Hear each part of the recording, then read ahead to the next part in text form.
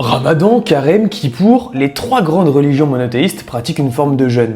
Pourquoi? Le ramadan, c'est le quatrième pilier de l'islam, et à part pour certaines exceptions, il est obligatoire pour tous. Il correspond à une période de dépouillement et de partage pour se recentrer sur sa relation avec Dieu, avec soi et avec ses proches. Selon la tradition, Mohammed l'aurait instauré en l'an 2 de l'Hégire. Mais ce n'est pas lui qui l'a inventé, parce qu'on peut lire dans la deuxième sourate du Coran, le jeûne vous a été prescrit comme il a été prescrit aux générations qui vous ont précédé. Et cette pratique était en effet déjà profondément enracinée dans la tradition judéo-chrétienne. Moïse et Jésus ont jeûné 40 jours et 40 nuits. Dans l'Ancien Testament, le peuple hébreu jeûne à de nombreuses reprises, que ce soit pour mettre fin à une calamité, pour expier ses fautes ou pour solliciter le pardon de Dieu. Et si les religions monothéistes se sont dressées en opposition à la magie des religions polythéistes, elles en ont pourtant repris certains principes, comme les restrictions alimentaires, qu'on retrouve déjà par exemple en Égypte antique, dans une optique de se purifier et de se rapprocher des dieux, mais aussi en Mésopotamie ou en Grèce antique, où le jeûne y est vanté par Socrate et Pythagore. Donc lorsque le judaïsme, le christianisme et l'islam ont émergé, ils ont intégré et systématisé le jeûne, car c'est une discipline compliquée, certes, mais qui permet de purifier son corps et son âme, d'expier les péchés, de se connecter à Dieu, de discipliner l'esprit, de se détacher des plaisirs corporels et matériels, d'éprouver de la solidarité avec les pauvres, de commémorer certains événements religieux, de méditer et introspecter, de remercier ou supplier, et, dans le cadre religieux, évidemment, de prouver sa foi.